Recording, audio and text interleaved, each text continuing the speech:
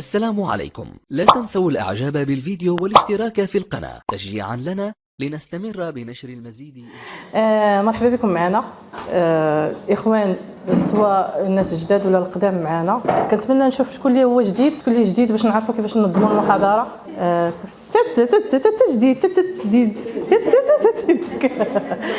جديد تتعاضوا معنا، يعني تقريبا كل شيء جديد. مرحبا بكم معنا في شركه دي اكس ال. اللي بغيت نبداو به المحاضره اليوم ان كثير من الاخوات كيبحثوا على الشركه وكيبحثوا على المكملات وعندهم واحد الباجاج اللي هو تالف في حقيقه، يعني ما عندهمش واحد المعلومه اللي هي صحيحه على المكملات. فالكل كيبحث كيقول ان المكملات هي علاج لبعض الامراض، وحنا كنقولوا هي تساعد في العلاج، يعني عندها واحد الطابع علاجي، يعني ماشي دواء. الا خدات الصفه ديال العلاج راه غتولي دواء، وحنا ما بغيناش نوصفوها بهذا الوصف. هي كتوازي المناعه، وملي كتوازن المناعه في الجسم الانسان الامراض راه كتختفي، كيولي الجسم هو اللي قاد على انه هو اللي يقدر انه يدافع على الجسم ديالو. بطبيعه الحال الناس اللي جابوكم هنايا شرحوا لكم على المكملات، قالوا لكم عليها انها مكملات طبيعيه من شركه دي اكس ان اللي غنيه بالغانوديرما. الغانوديرما اللي معروف على الساحه العالميه بانه الفطر الاحمر اللي كيوازي المناعه وكيعطي الاكسجين في الجسم ديالنا وكيحارب الشيخوخه، وبالتالي كيخلي واحد الجسم اللي هو نقي قادر انه ياتاكي اي حاجه دخلت ليه الجسم ديالو. فهذه هي النبذه. فين مشيتي؟ فهي هذه المقدمه اللي عطيتها لكم، وكنتمنى انني نكون وصلت لكم شي حاجه قليله على المكملات، لاننا حنا ديجا شرحناها.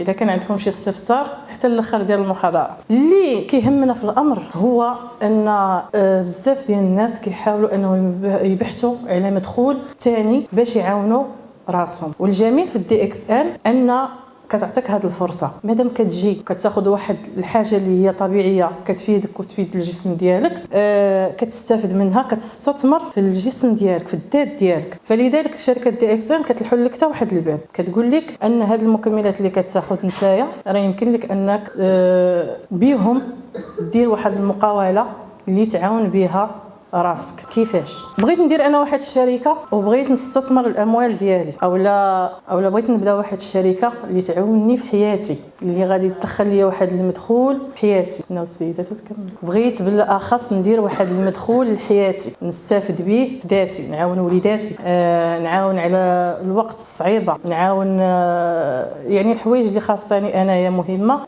كيفاش نقدر انني نوصل لها؟ دي اكس ان كما قلت لكم حلات لكم هذا المجال. دي اكس ان كتقول لك تسجل هذه الشركه تسجيل مجاني، وهذا التسجيل كيعطيك واحد العضويه اللي كتاخذ بها المكملات فيها خصم ما بين 25 حتى 40%. يعني انت كتاخذ المكملات وكتستافد عليها بطريقه غير مباشره، كتمشي غير بشويه بشويه حتى كتلقى راسك درتي واحد المقاوله. كتستافد صحيا وكتستافد ماديا.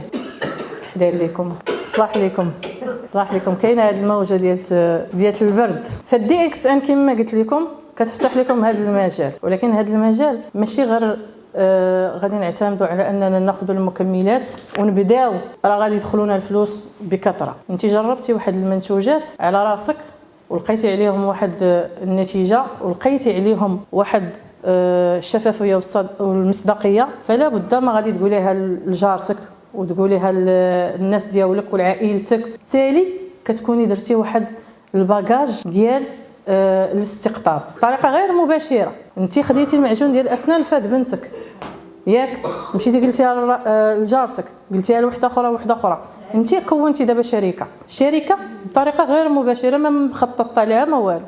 يعني درتي واحد الشركه بوحدك بوالو، بزيرو درهم. ما كلفاتكش الشركه انك ديري راس المال، ما كلفاتكش الشركه انك تجيبي واحد لوكال وانك تحطي فيه السلعه ديالك، ما كلفاتك حتى حاجه، ما كلفاتك دبلومات، ما كلفاتك شهادات، ما كلفاتك قرايه، يعني زيرو. كتبداي من الزيرو تقدري ديري هذه الشركه ديالتك. وكما قلنا ما كتطلب شهادات، ما كتطلب مستويات، ما كتطلبش انك تكون عندك شي دبلومات خارقه باش ديري هذه الشركه. والحمد لله كاينين الناس اللي من العدم وما قارينش والحمد لله عندهم خلصه ياك عمتي. كاينين عندهم واصلين خلصه والحمد لله. كاين البعض غيقول لك وفهمينا كيفاش غنديروا لهاد الشركه. غنبدا معكم خطوه بخطوه وبلي ديتاي اللي غادي تقدروا كلكم تفهموها، واللي ما فهمش شي حاجه مرحبا. الو تقيدت انا كنجي كنتقيد، كتجي عند السيد اللي جانا المقر راه كيتقيد عند الاخ زكريا، اولا اللي جا من طرف واحد اخر يعني دعاه هذاك اللي دعاه بانه يتسجل، فكيعطيه لا كارت ناسيونال، كيعطيه المعلومات ديالو زائد الجيمايل، كتفتح ليه الكود ديالو. اذا التسجيل بالمجان مجانا. حتى واحد ما كيقول لك راه واحد 300 درهم واجي نسجلك، ما كايناش. تسجيل مجانا بدون مقابل. يعني التسجيل ماشي كيقول لك في بعض الشركات اش كتقول لك انت عندي واحد الباك كيساوي 600 درهم، غادي نبيعوا لك انت ب 300 درهم وغتسجلي به. حنا ما عندناش هذا الشيء. تسجلي وديري دراسات على المكملات اللي غادي تفيدك انتيا وغتفيد الناس الاخرين، وجمعي عليها واحد المعلومات، وبشويه بشويه خذي منتوج تعرفي عليه، شوفي النتائج على الجسم ديالك كيفاش غادي يكون، ومن بعد عطيه للناس، شكريه للناس، وظفيه للناس. كما جربتيه على راسك جربيه لواحد اخر. اذا كناخذ منتوج واحد او اكثر، يعني ما مفروضش عليك انك تاخذي بزاف ديال المنتوجات، غير واحد في الشهر. السيف ديالك ملي كتاخذي داك المنتوج، انت دابا خديتي منتوج واحد، مثلا خديت لاسبيرولين، انا كنسمع بلاسبيرولين، جيت للداكسان نسمع لاسبيرولين كذا وكذا، كدير كتفعل كتحارب الشيخوخه، كتحيد العيا. خديت لاسبيرولين بحال عباد الله. لاسبيرولين شحال كدير؟ وجوج ياك. لاسبيرولين 202 كتاخديها بثمن العضويه اللي عطاوك، مثلا 82 انا عندي 16 هاد رقم العضويه ياك، ولكن بالبيع كي دايره 280 ياك. انا خديت لاسبيرولين عجبتني، استفدت منها. شافت واحد الجاره جات عندي شافتني انايا قالت لي وليتي بخير وجاك مبشور، زعما كاين كتحركي ما بقيتيش كيما الاول، ضعفيتي كذا وكذا. اش كتاخدي؟ كناخذ لاسبيرولين، واخا جيبي لي وحده غتبيعها على بشحال؟ 280. اذا كاين هنا واحد الفرق ديال شحال 78 ياك. 78 درهم عندك رباح من لاسبيرولين. هذا البيع كيتسمى بيع المباشر او البيع بالتجزئه، باش ما نكثرش عليكم في المصطلحات اللي باقيين بادين. بيع مباشر يعني انت كتبيعي لواحد اخر بهذا الثمن او لا اقل، ولكن انت كتاخذي بالعضويه. زيد على ذلك النقاط اللي كتعطيك الشركه على داك المنتوج. لاسبيرولين شحال فيها من نقطه؟ 20. هاد ال20 الا زدتي بعتي 5 ديال لاسبيرولينات، كنتي حماسيه وبعتي 5 اخرين، شحال غتولي عندك؟ 100 نقطه. 100 نقطه ما يعادل 1000 درهم ياك. 1000 درهم كتعطيك الشركه فيه الاس في الا درتي 100 نقطه فكتعطيك الاس في ديالو تقريبا كنقولوا 1000 درهم في 40%. هذا 40% هي نسبه كتضربيها كتعطيك 400 درهم من 1000 درهم. في كل فاكتوره فيها 1000 درهم الاس في ديالها كيكون 400 درهم. وهذا 400 درهم كتكون على حسب النسب، على حسب المستويات اللي كاينين في الشركه. يعني ما كتجيش وكتعطيك انت تقديتي 1000 درهم تعطيك 400 درهم ديك الساعه، كتعطيك على حسب المستويات تيا اللي دايرها. درتي 6% كتعطيك النسبه، درتي 9%، درتي 12%، درتي 15%، درتي هذيك البنيه تمشي تشرب الماء تيا عطوها الماء تشربها، درتي 15، درتي 18، درتي 21، كديري هاد 400 في 6% فكتعطيك واحد النسبه. هي في الاول كتكون قليله، ولكن مادامتي كتطلعي في المستويات الا والنسبه كتطلع. وهذا غير حساب شخصي. انت ملي كتبداي كتاخدي المنتوجات وكتبداي تعطيها للناس والناس كتعجبهم، هنا اش كيوقع كيوليو الناس كيقول لك حتى حنا بغينا نتقيدوا، حتى حنا عجبتنا الفكره وحتى حنا بغينا نتقيدوا. هنا راك شاركتي، هاد العمليه اللي درتي راك شاركتي. والمشاركه في المنتوجات كتعطيك واحد الاستقطاب. ما فيها باس الا خديت القهوه، ما فيها باس الا القهوه ولا خديتها وجربتها على راسي وعطيت للناس حتى هما شوفوا هذه القهوه راها زوينه ديال هذه الشركه، ما فيها باس. راه اللي خدم عندك اليوم قهوه غدا غادي ياخذ من عندك الباكيه كلها، خدا ساشيه غياخذ باكيه. كاينين بعض الاخوات اللهم لك الحمد وتبارك الله عليهم كنحييهم كياخذوا الباكيه ديال القهوه وكيبيعوا هذوك الساشيات دايرين لهم 10 دراهم. كتاخذ الباكيه وكتقول لها انت جربي هذه القهوه وشوفيها وفعلا القهوه راه فعاله، راه المنتوج راه تبارك الله ما شاء الله ما غاديش نهضروا عليه، المنتوج راه حقيقي، راه ما كاينش اللي ما جربش شي منتوج وجا هنايا الدي اكسن وقال لك انا بغيت انا راه شفت واحد الحاجه عندكم عجبتني. انا على سبيل المثال انا عذب بالله من قولت انا المهنه ديالتي وهي التخيطه. كنت المره الاولى فاش بديت غير شي حاجه من الدار، يعني مسمر الغايف هكا يعني كنوصل للطلبيات فتره ديال كورونا، يعني كلشي وقف كلشي توقف. فشنو درت؟ ما بغيتش نبقى واقفه عند المسمن والكيك وهكا الطلبيات الصغار. كنت كنبحث كنقلب شويه، زدت وليت كندير فورماسيون ديال لي غاطو البروفيسيونيل، وليت كندير البساطه يعني كنمشي للحوايج اللي هما صعاب، ماشي كنبدا من الحاجه صغيره. بديت تعلمت الشباكيه الاصعب، الكعب غزال هما الاولين باش بديت بهم باش نزيد في المدخول ديالي. فهكا خاص الواحد في المشروع ديالو، اي واحد بغى يدير مشروع يحاول يطور من راسه، يحاول يبحث ويبدع، ما يعتمدش على شي واحد يقول لي اجي دير وفعل وترك. لا، نفكر انا اش غندير، كيفاش غادي نطور المشروع ديالي، كيفاش انني غادي نقدر انني نزيد لهذاك المشروع القدام. مثلا كما قلت لكم مثال حي عندي، انا كنت كنبدا بشويه ديال الرغايف، بديت هكا بديت بلي كاطو، شويه بديت كندير الكاطو ديال اعياد الميلاد، شويه وليت كندير الحلاوي ديال العراس، شويه وليت كنشد الطوابل ديال العراس بحال هكا، هذا بشويه. ولكن المهنه ديال التخيطو شويه متعبه، هلكتني في الصحه ديالتي، فكان خاصني نفكر ضروري اشنو ندير. لواحد النهار السيده عندي عيطت عليا، هي كليانه ديالتي، قالت لي كتعرفي الا كنتي تعرفي شي حد في الشركه الله يجازيك بخير، راه واحد القهوه عند في واحد الشركه زوينه اللي كنتي تجيبيها لينا. بطبيعه الحال ما غاديش نرفض القضيه هذا العرض، انا باغي نربح مع هذه السيده. درتها في الفيسبوك، عطاوني اصحاب الحسنات على معلومات على هذه القهوه، قلبت فين كاين الفرع، مشيت الدي اكس ان كان في عين الشق، هذا المقر كان في عين الشق ديك الساعه. مشيت لقيت قوم ربي العالمين، بعدا تخلعت لقيت ما كاينش منين دوزي، ما كاينش دروج عامرين وبرا يومين وانا كنمشي. شنو هاد الشركه؟ اش فيها هاد الشركه؟ واش كتعطي شي حاجه بمجان؟ حيت انا جاني في بالي بانني مجان. واحد الوقيته مسو الصادقي كان واقف، ما كنعرفش مسو الصادقي ديك الساعه، كان واقف هو باغي يطلع ما لقاش منين يدوز. بقيت كندور بحال هكا والناس مجموعين معاه وكيهضروا معاه بحال هكا. قلت ليه بغيت نطلع، قال لي طلع حتى انا، عاد باش طلعتي بحال بقيت 3 ايام وانا كنمشي ونجي، كانوا المكملات ديك الساعه ما متوفرينش. جبت هذه القهوه وخديت حتى انا وحده، لان السيده هضرت لي بها، هضرت بواحد الطريقه دعاتني انني نجربها، يعني طريقه غير مباشره، دعاتني انني نجربها. فجربت القهوه لقيتها شنقول لكم ما شاء الله، يعني غير الريحه ديالها كديري غير ما طيبه تكبي بحال هكا، الريحه ديالها شي حاجه زوينه، شي حاجه اللي هي كتنشط كتفيق. فالحمد لله منين جبت لها هذه القهوه خاصني لابد من نبحث على هذه الشركه، شنو هي هذه الشركه، اش كتدير هذه الشركه، باش مهتمه هذه الشركه، حيت الا اهتميت غير بالبيع ما غنزيدش لقدام. وكان الغلط هو نيت هذا الشيء اللي قلت لكم انا دابا انا درته، كان الهدف ديالي انني نبيع ونشري، ولكن في الشهر الاول توقفت. علاش؟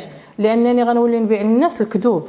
واش انا واحد كيقول لي القهوه كي دايره مره حلوه وانا غنقول ليه ولا نقول ليه ما عرفت، ما غياخذش مني، انا كذابه، انا نصابه، عزك الله.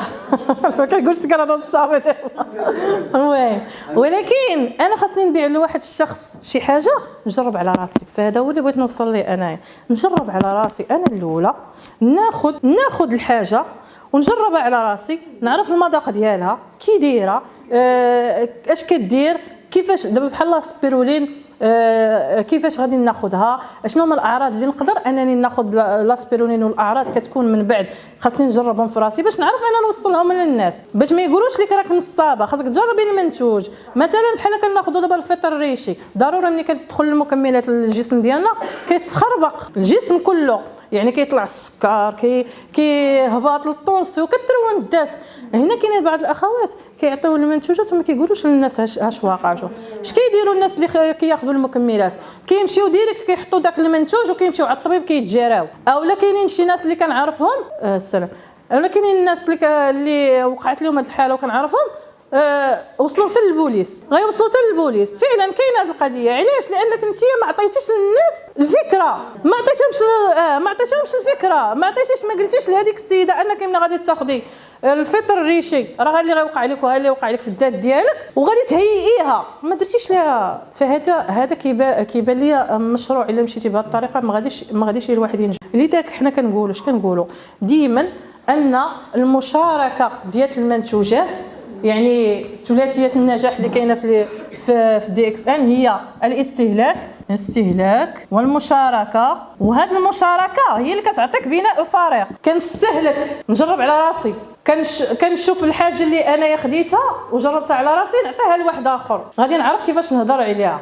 ملي كناخذها وكنجربها، بحال السيده جات قبيله قالت لك المعجون خداتو لبنتها، سمعت من شخص اخر انه يصلح لجميع الامراض ياك، فكنستهلك وكنشارك مع الناس. وهذيك المشاركه هي اللي كتجيب لي الفارق. راه سهله، ماشي اجي تقيد، اجي الاخر تتقيد، اجي دخل تتقيد.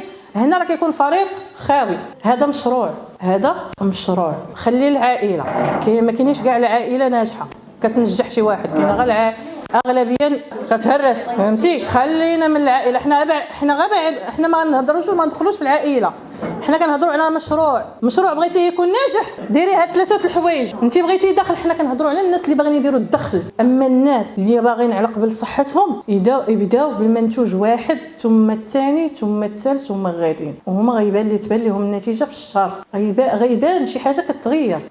خلي الناس اللي باغيين هما يعتمدوا على الصحه ديالهم. كاين شي واحد ما باغيش يخدم ما غنضربش معاه. واحد لاباس عليه ما غادي يصدع راسو يجي يقول لك لا انا باغي نخدم، لا ما غاديش يخدم لك هذاك. خليه هذاك باغي صحته، غادي يجي غياخذ منتوج 2 3 اكيد غيخرج بواحد النتيجه. انا كنقول لكم وكنعاود، منتوجات حقيقيه بلا ما نهضروا عليها. شاكره راسها انت نتوما اللي غادي تهضروا عليها. الا هضرت عليها غادي نقلل غير من القيمه ديالها، انت اللي غتهضر عليها. وهذا افضل تحدي. ما كاينش شي واحد يطلع هنا ويقول لك لا سير راه المنتوج والله وهادي واجي ولا ما دير. راه كاينين الناس اللي كيقول لك جرب المنتوج ولا ما دار لك والو تعال نرد لك فلوسك. هادو كاينين شي قاده بحال هكا كيقول لك اجي نرد لك فلوسك الا ما دارك. عارفه شنوش عنده، عارفه اش عاطيك، فهمتي؟ يعني منتوج حقيقي، منتوج اللي كيعطي واحد النتيجه زوينه للذات، فاكيد المشروع ديالك غادي يربح. ولا شاركتي تبعتي النقطه الثانيه وشاركتي الناس المنتوجات، اكيد غيكون عندك فريق قوي اللي غيجرب يقول لك انا باغي نخدم، انا شاركت هذاك المنتوج وعارف انا اش غيدير ليا واش غيجيب ليا وغيربحني، غادي يدخل معاك يقول لك انا بغيت نتقدى. مادام كيبدا ياخذ حتى هو يستهلك وياخذ 100 نقطه وجاب واحد اخر وبدا كيستهلك، مشى بحالك دار حتى هو بدا كيستهلك، فهو حتى هو غادي يجيب واحد اخر اللي غيدير 100 نقطه، وبالتالي غيولي عندك الشهر كل واحد دخل على اساس العمل انه يدير 100 نقطه، والناس اللي تحت منه دايرين 100 نقطه، اكيد غيكون عندك فريق قوي اللي غادي يوصلك للارباح كبيره. وهذا الشيء راه كنشاهدوه في الناس اللي قبل منا اللي انضموا للدي اكس ان اعوام فاتت. يعني كاينين الناس اللي تقريبا دابا عامين 3 سنين يعني الارباح ديالهم طالعه. غير واحد القائده تبارك الله عليها ما شاء الله عليها، راه اليوم 12 مليون. شحال انت دابا في الدي اكس ان؟ 6 شهور. كاينه شي حاجه، شي بركه، الحمد لله. اللهم لك الحمد. غادي غندوز الخطه التسويقيه نكملها بعد ما نقول لكم هذه الكلمه. كاينين الناس كما قلت لكم راه 3 سنين الارباح ديالهم في تصاعد. خاصنا واحد النقطه نعرفوها، ان الا دخلنا على اساس المشروع والربح من الديبار، يعني من الشهر الاول غادي نقلب انا واش ربحت، راه ما غنزيدش لقدام. دي اكس ان للمدى البعيد، يعني كندير شي حاجه بعيده، يعني نتسنى الارباح ديالها في 4 سنين ماكسيموم. اكيد غادي تجا الحمد لله. لا عمتي شدت العموله ديالها مزيان، جايه فرحانه. عمتي راه خايده العموله ديالها. غنشارك معكم انا التجربه ديالتي. كتعرفوني ما انضميتش للديكسان بزاف، دابا يا كملت العام وشهرين، عام وشهرين الحمد لله. الخلصه ديالتي اللهم لك الحمد، ما شاء الله، كنحمد على ربي ونشكره. ما لقيتهاش في شي شركه اخرى، ما لقيتهاش في شي بلاصه اخرى الحمد لله. وشكون اللي قال غادي نوصل ليها؟ ولكن عمتي العزيمه والاراده والتحدي هما اللي يخليوني وصلت. راه مشينا باركه في داري، باركه وشاده الفراش، وكنتسنى انايا اللي غيجي يتغدى ولا ما ندخلش عند الفريق حتى الاخر ديال الشهر، ونقول لي اجي فلان مالك ما تقديتيش، مالك فلانه ما درتيش، وانت فين كنتي انت؟ بعد ملي كديري الجروب راه خاصك تواكبي الجروب ديالك من الديبار، يعني من النهار الاول، من نهار واحد في الشهر.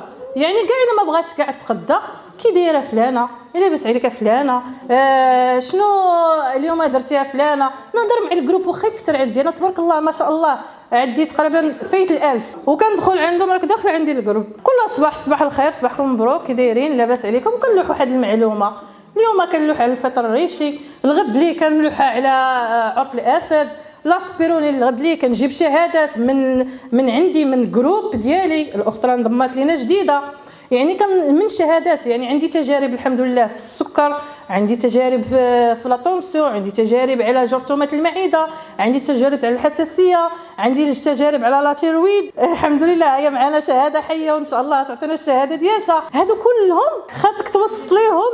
واخا عمتي قبيله ما كنتيش باغا تهضري، ودابا فضحتيني باغا تهضري، صبري يا عمتي. ضروري يكونوا معنا شهادات هنا. غير للعلم الشركه ديالتنا هي شركه حقيقيه حلال 100%. التسويق الشبكي هو معترف به بانه حلال والمنتوج حقيقي. ملي كيكونوا هاد الجوج راه الشركه حقيقيه، راه الشركه التسويق ديالها والارباح ديالها هو حلال 100%. ما كاينش اللي غادي يعترض فيها، لان ملي الشركه انت داخله بها داخله معاهم بالارباح، ما داخلاش معاهم براس المال. ما كتقولش لك الشركه راس المال حطيه وخذي الارباح، داخله معاها بالارباح. التسويق الشبكي انه هو باش بعجاله، التسويق الشبكي كتدخل بحال دخل احمد، دخل وسجل عليه الناس بشكل عمودي، وهاد النقاط ديال هاد الناس كيطلعوا عند احمد، وهو ملي كيوصل ستار ايجنت، يعني درت لكم انا بعجاله، هو كيرجع يعاون ويرجع يعاون بي ويرجع يعاون دي، بحال سلفوه وعاود رجع لهم كريدي. فكنظن هذا حتى واحد ما كيضيع في هذه القضيه، كلشي رابح. وهو احمد الا ما دوزش 100 نقطه في الكود ديالو، النقاط كتطلع عليه، ولكن البونيس ما كيطلعش. الا ما خدمتيش والله ما ديها ديكسان، الا ما خدمتيش في الكود ديالك وجبتي غير الناس 20 واحد ولا 100 واحد تحت منك، والله لا طلعت لك، ما كتطلعش لك. وجربوها ما كاينش. ولكن الهرمي اللي هو هكا، هنا كنقولوا احمد جا هنا كيجيب جوج الناس هنايا ياك، ولا جاب واحد هنايا، ما كتطلعش ليه الارباح. خاصو ديما رجليه يكونوا واقفين، وهادو حتى همايا كيجيبوا جوج الناس، وهذا يجيب جوج الناس من هنا، فهو هرمي. وهو بارك هنايا مرتاح ومربع وكيطلعوا ليه الارباح. هذا حلال؟ هذا حرام 100%. بارك مربع كيمشي يجيب واحد ولا جوج يتقدى ولا يخدم، وهو بارك الفوق شي يقول لهم صباح الخير كي دايرين، لاباس عليكم بخير كي دايرين، كلشي بكطف. ما يتقدى، ما يدير المنتوج يعرف به اش كيدخل. حتى اجي هنا انت تدخل من هنا، دخل هذه قاد من هنا. وكاينين دابايا راهم انتشروا، راهم كاينين دابايا في الفيسبوك، كاينين بزاف ديال الشركات غادي بهذا التسويق. ما كتطلبش منك شي حاجه، كتقول لك كتشري واحد الباك بواحد القيمه، وهاد القيمه غادا ترجع ليك ملي غتدخل واحد 4 الناس، وهذوك الناس يدخلوا 3 الناس، وهذوك الناس يدخلوا. شنو هذا الشيء؟ هادشي راه هو الحرام. باجتماع ديال الفقهاء الدين قال لك المنتوج الا كان حقيقي وانت قبلتي انك تبيع وتشري فهو حلال 100%. المنتوج عندنا حقيقي، الشركه كاينه، الفروع ديالها كاينين، 30 سنه وهي كاينه، يلا دخلت للمغرب دابا غادي تكمل 5 سنين. ما كتطلبش منك حتى راس المال، ما كتطلبش منك مقابل، ان العموله ديالك كدوز، فشنو بغينا؟ اللي ما بغاش يخدم، اللي ما بغاش، واللي ما بغاش يخدم، اللي ما بغاش يفيد الصحه ديالته من الاخر، اللي ما بغاش يفيد صحته، ما خلي اللي نقولوا على الخدمه، اللي ما بغاش يفيد صحته، الصحه هي الاولى.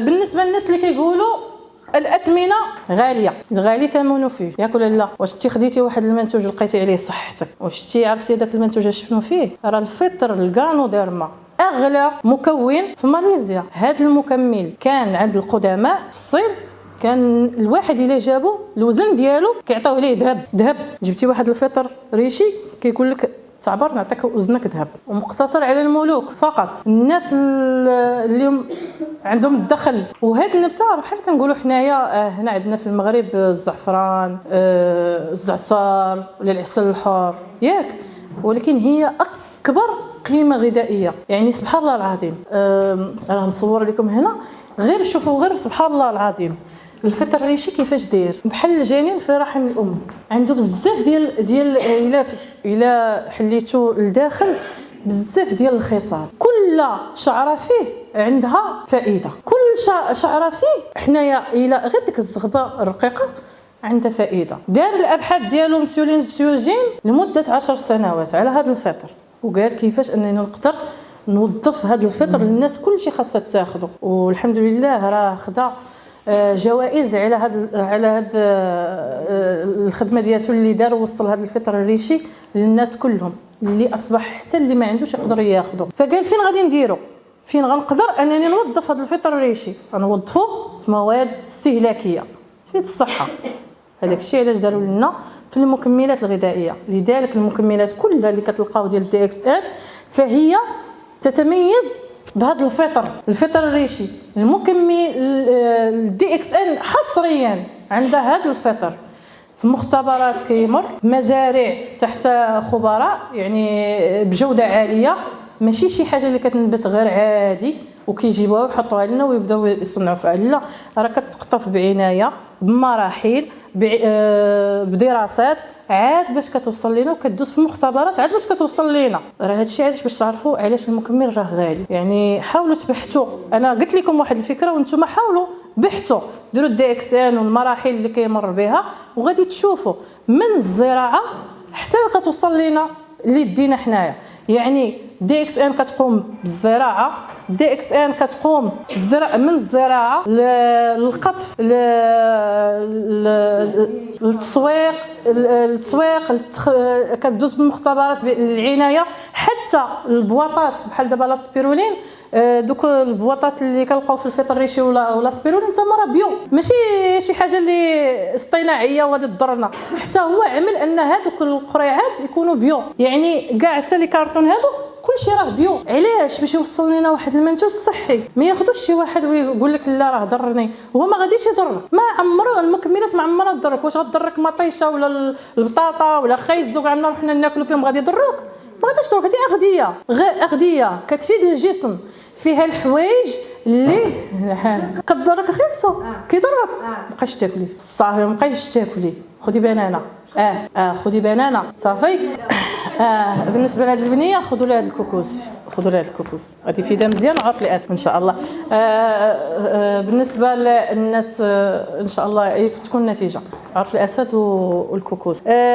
بالنسبه للخضر كما قلت لكم، اللي تيخيزو واش غتضرك واحد الكميه، ما غاديش تضرك، هي غتحس بالتخمه ولكن ما غتضركش. فهكاك المكملات كتعطيك الحوايج اللي خاصين للجسم ديالك، الحوايج اللي خاصنا ناخذوهم واللي ما كنلقاوهمش في الماكله. يعني الماكله ديالتنا شويه ناقصه بحكم اننا حنا الحياه اليوميه ديالتنا سريعه، جري عليا نجري عليك، المراه خدامه، الراجل خدام، الوليدات باغيين يتغداو، اي حاجه غادي ياكلوها. فشنو كيوقع ديما الصحه كتبدا كتقلال فيها المناعه، والمكملات كيساعدوا وكيعوضوا النقص الحاصل اللي كينقص لنا في الماكله.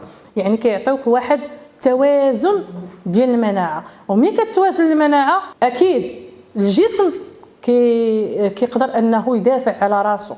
كيكون حامي راسو بلا ما تحتاجوا اي حاجه انكم تاخذوها، هو كيشطب الصومو.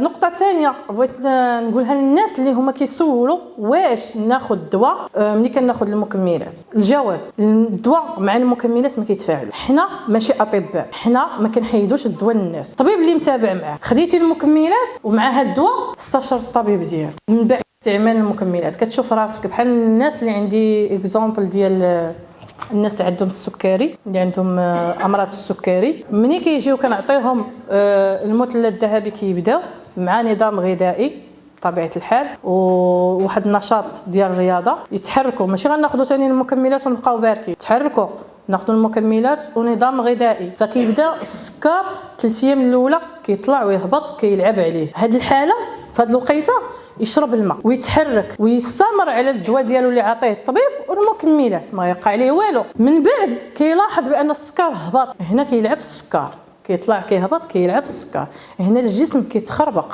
علاش؟ لان المكملات كدير واحد النظام، كتبدا كتنظم في الجسم، لافاج الجسم ديالنا، فكتبدا كتقاد في الجسم، يعني الاعضاء اللي هي مخربه كيبدا تعاود تحيها كتبدا تخدم، فهذا هو الدور ديالها. وفي هذه الوقيته المكملات كتلعب دور الانسولين، يعني كيبدا السكر كيهبط. فاحنا شنو خاصنا نديرو؟ خاصنا نردوا البال الماكله ديالنا والدواء ديالنا. ملي كيبدا السكر يطلع يهبط نمشيو على الطبيب، نقولوا نوريوه بان احنا درنا واحد النظام غذائي وراه السكر بدا كيهبط. اكيد الطبيب غينقص لك الدواء، وعن تجربه عندي حالات الحمد لله حيدوا الفانيد وحيدوا الانسولين، اللهم لك الحمد. هما دابا غير بالمكملات 3 شهور حيدوا الفانيد وحيدوا الانسولين، اللهم لك الحمد. ولكن ملي كتعطي للناس المكملات راه كتنصحيهم راه غتاخذ المكمل وماشي غادي تاخذ المكمل وغادي تنعس. بحال عندي واحد الحاله والله العظيم مشيت لها البارح حتى للدار، عطيتها المكملات هذه شهر هي كتاكل ناعسه، كنعيط على ركابيه واه يمكنش هذه على الاقل خاصها غير تنوض. ركابيه ضاريني، كنهضر مع بنتها قلت لها ماماك مالها، راه قول لها تنوض تهضر معايا، قالت لك والو خالتي راه ما كتنوضش. مشيت عندها لقيت السيده دايره لك غير مانطه، المكملات دايرين بها وباركه وضاربه 3 ديال الكاسكروطات ديال الطيحان في الليل. فملي مشيت عندها قلت لها اجي فلانه انت اش كديري، كيفاش كتاخذي المكملات وشحال كتاخذي المكملات ومالك على هذه الحاله؟ قلت لها قالت لي راه ما قالت لي بنتها ها انت خالتي راه باش تعشات وباش تعشات. قلت لها عرفتي اش غديري؟ هزي دوك المكملات. قلت لها اختي ما بقاش نخدم معاك. قالت لي علاش؟ قلت لها ما كايناش النتيجه وانت ما خداماش معايا، انا شويه وانت شويه وكل شيء على الله. انت خاصك تاخذي المكملات تنوضي تحركي. علاش؟ باش تدور الدوره الدمويه في المكملات، حيت كدور الدوره الدمويه كيبدا تهضم الدوره الدمويه، كتبدا المناعه تقاد، الجسم كيخدم من راسو، وتشربي ميها وكتبداي تحركي وكتقادي الماكله ديالتك. ماشي كولوا نعس راه اكيد ما غتكونش النتيجه وغادي تنفخ بنادم ولا اله الا الله. كنتمنى وصلت لكم غير شي حاجه. سمحوا لي المحاضره ما حضرتش لها ولكن غير عطيتكم شي مقتطفات، وكنتمنى انني نكون وصلت لكم. ولا كان شي سؤال مرحبا، ما كاين حتى مشكل. غادي يكونوا عندنا شهادات. بارك الله فيك، غير سمحوا لي والله العظيم بارك الله فيك، جزاك الله خير. عندنا دابا هي شهادات، ولكن قبل الشهاده غادي تصفقوا كلكم بحراره على واحد الاخت اللي انا كنفتخر بها وكنعتز بها. ما خدمتش معاها، كنا غير خدامين على المرض ديالها وهو الريماتيويد، فكنا خدامين على هذا المرض وكانت صبوره. عرفتي الحمي وقف ليا، الحمي بورش عليا، كانت صبوره. كنتابع معاها غير بعيد، ومره حتى البارح وهي تعيط ليا قالت لي وقولي لي انا طلعت ستار ايجنت. عرفتي ديك الفرحه البارح ما عرفتش كيفاش. قالت لي والله القسم لاول مره غتفاجئني اخت بستار ايجنت، لانني كنكون متابعه الفريق ديالي، ولكن خديجه هربت لي في شي بلاصه ما فهمتش كيفاش غفلتني قلتات لي. فصفقوا لي على خديجه طرفه. وتفضلي عندي خديجه مرحبا بك، كنبوسك عاوتاني. خديجه خدات المكملات استهلكاتهم وجرباتهم وثقت بهم وحسيت بهم، الا انها خاصه مازال تواصل، لان المرض ما كي باقي هي يلاه بدات دابا 7 شهور. المده ديال المرض في العلاج كتكون شويه صعيب، ماشي قاصحه شويه. يعني 8 شهور عاد باش كتبان لنا النتيجه.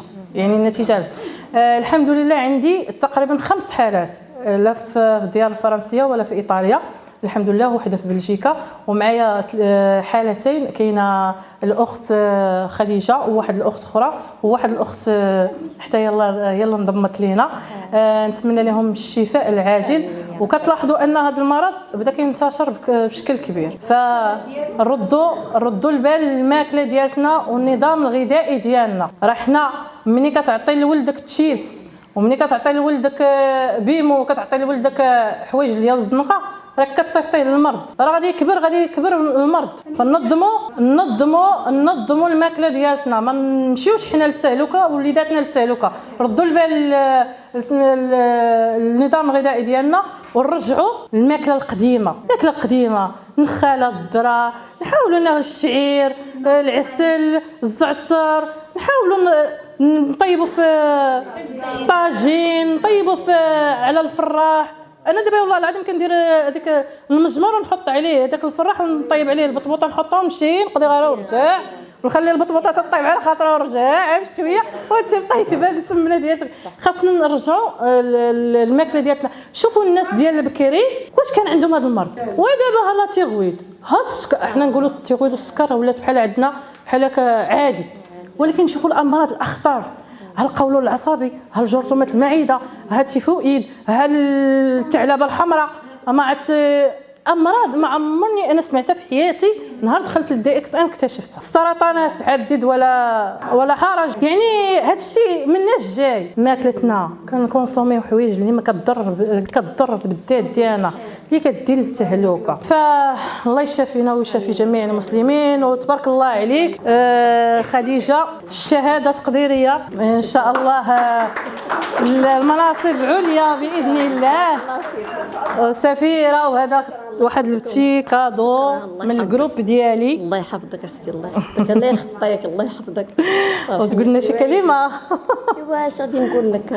قلنا غير المكملات ديال دي اكس ان، واش فاتك ولا لا؟ لا اختي راه زوين. لا بلا ما تجامليني. انا جربت. لا بلا ما تجاملي تقولي لا اختي راه زوين. لا بصح اش غنقول لك، انا دابا 10 سنين وانا فيا هذا المرض.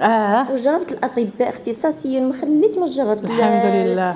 سبيطار الاطباء اختصاصيين، وما نقولش ليك واخا كنتبع يباري ولي كورتيكويد على الجد بلا نتيجه. يعني نفس الضرر هو نفس الضرر. الحمد لله. دابا الحمد لله غير وحده الانسان يتبع الريجيم ديالو. انا ما نتبعش كشي، ما غاديش نكذب على الله فوق مني. قلتها لك الريجيم يتبع الانسان، حيت الريجيم مع الاكل مع التنظيم ديال الاكل غادي تكون واحد النتيجه سريعه. وواحد القضيه فاش جات عندي الاخت خديجه، جات عندي المره الاولى كنت لمست في يديها كنهضر معاها، ملي شديت لها في يديها كانوا باردين. اليوم عرفتي كيفاش فاش دخلات شديت لك في يدك لقيتهم سخان، قلت لها الحمد لله. الدوره الدمويه الحمد لله بدات كدور، الحمد لله. اللهم لك الحمد. نتمنى لك المراتب عليا باذن الله، وتابعي على المكملات. فادوك؟ لا صافي فادوني ولكن انا ما كملتش. ما كنتش على خاصني الريجيم. قول لها دابا تكمل. وخص الانسان يخرج شويه يتمشى ضروري. مرات ما كنخرجش، كنبقى شغال هكا وهكا وما لا اهتمي بالصحه ديالك. لا الروماتويد ماشي شي حاجه اللي هي سهله، صعيب بزاف. وداك الحريق اللي كيكون عندهم يعني حاله خاصه. لا صعيب، حاله خاصه. هو مرض خلل المناعي. المناعه كتاكل راسها، يعني كتسطى. هذا الشيء باش تعرفوه، كتلف وكتبدا تاتاكي في راسها. هو اكثر من المفاصل، هو كيضرب في المفاصل ديال الذات. المفاصل كلها ديال الذات كتضرب. ولكن شوفوا حاله على حاله كتختلف. يعني كاين الروماتويد اللي كيكونوا اليدين والرجلين كيعواجوا، فهمتي؟ كاين كيكون الحريق بحال هو هذاك عنده عده اسماء.